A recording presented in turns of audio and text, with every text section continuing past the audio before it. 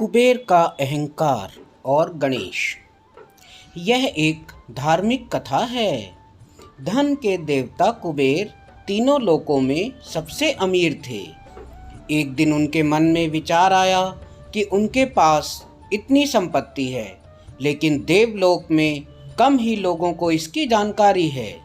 इसलिए उन्होंने अपने धन का प्रदर्शन करने के विचार से एक भव्य भोज का आयोजन करने की बात सोची। इस भोज में तीनों लोगों के देवी देवताओं को आमंत्रित किया गया। भगवान शिव कुबेर के इष्ट देवता थे, इसलिए भगवान शिव का आशीर्वाद लेने कुबेर कैलाश गए और भगवान शिव से कहा, प्रभु, आज मैं तीनों लोकों में सबसे ज़्यादा धनवान हूँ। यह सब आपकी कृपा से ही संभव हो पाया है। अपने निवास पर एक बड़े भोज का आयोजन करने जा रहा हूँ। कृपा आप परिवार सहित भोज में पधार कर मुझे अपनी कृपा से अनुग्रहित करें।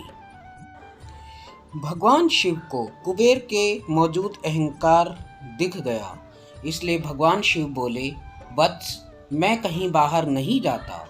यह सुनकर कुबेर शिव भगवान के सामने गिड़गिड़ाने लगे।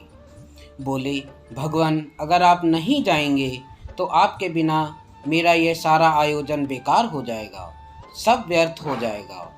तब शिव जी ने कहा, एक उपाय है, मैं अपने छोटे बेटे गणेश को तुम्हारे भोज में जाने के लिए कह दूंगा।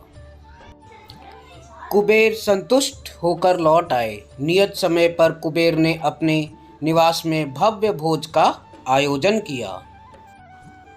सभी लोगों के देवता असुर पहुंच चुके थे।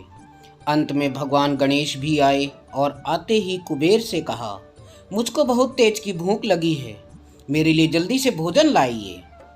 कुबेर स्वयं उन्हें भोजन करने के लिए भोजन से सजे कमरे में ले गए। सोने और चांदी के थाली में भोजन परोसा गया। कुछ देर बाद ही परोसा गया सारा भोजन खत्म हो गया। गणेश जी के लिए दोबारा खाना परोसा गया। गणेश जी उसे भी खा गए। बार बार खाना परोसा जाता और क्षण भर में गणेश जी सारा भोजन चट कर जाते। थोड़ी ही देर में हजारों देवी देवता और असुरों के लिए भोजन खत्म हो गया, लेकिन भगवान गणेश का पेट अभी भी नहीं भरा। वे रसोई घर जाकर पहुँचे और वहाँ रखा सारा कच्चा सामान भी खाने लगे, लेकिन तब भी उनकी भूख समाप्त नहीं हुई। जब सभी खाद्य वस्तुएं खत्म हो गईं, तो गणेश भगवान ने कुबेर से कहा, जब तुम्हारे इस भोज में मुझे खिलाने के लिए कुछ नहीं था, तो मुझे अपने भोज में न्योता ही क्यों दिया था। भगवान की बात सुनकर कुबेर का अहंकार चूर चूर हो गया।